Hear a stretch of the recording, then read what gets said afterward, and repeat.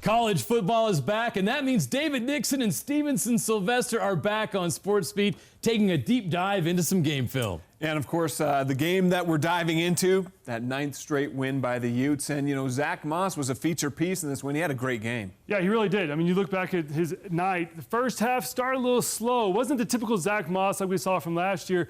He was kind of trying to bounce it outside a little more than he should have. No, and I think that was a play calling and Andy Ludwig getting to know his players a little more, and they were running a lot of outside runs, which is Zach Moss has the capability of doing it. It just didn't seem like it was working, and that offensive line was probably at the first game jitters and just didn't get it going. But as you can see here, everything got blocked up, and that first half BYU defense did a great job containing him.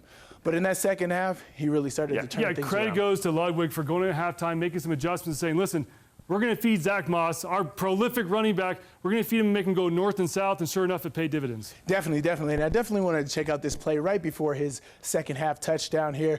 You got 8 guys. You got 5 offensive linemen and a truck formation, which means your tight ends here, here, here. Fotheringham does a great job of getting inside technique on this D end to kick him out.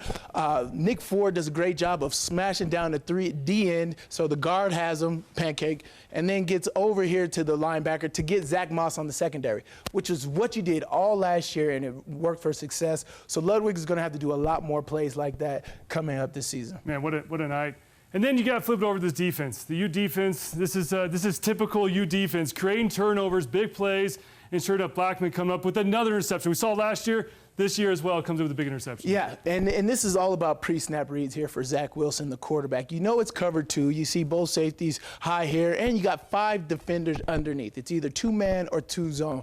And by this alignment, by Tariq Lewis, he does a great job right here of funneling this receiver inside. And as he does that, he sees Zach Wilson's eyes. So it just helps him out, undercuts the receiver, undercuts the ball. The receiver didn't even know the ball was coming, and he missed it. Tariq Lewis should have had his interception, and if you see back there, he was trying to give Blackman some nice pat his stats a little bit, give him a nice little pick, his buddy back there. Here you go. Here's a free present for you. Yeah, but Blackman's athleticism is so great and was definitely put on display right there. You see him take it to the house. Turnovers, guys. BYU, I tell you what. It's the name of the game with this rivalry, turnovers, and Utah capitalizes on it. Well, I know it's frustrating for BYU, but Utah does this to everyone. That's why that defense is so successful. They're very opportunistic. Now they take on Northern Illinois. How about breakfast at Rice Eccles? What do you say, huh? We're ready. I'll be there. 11 a.m. on Saturday.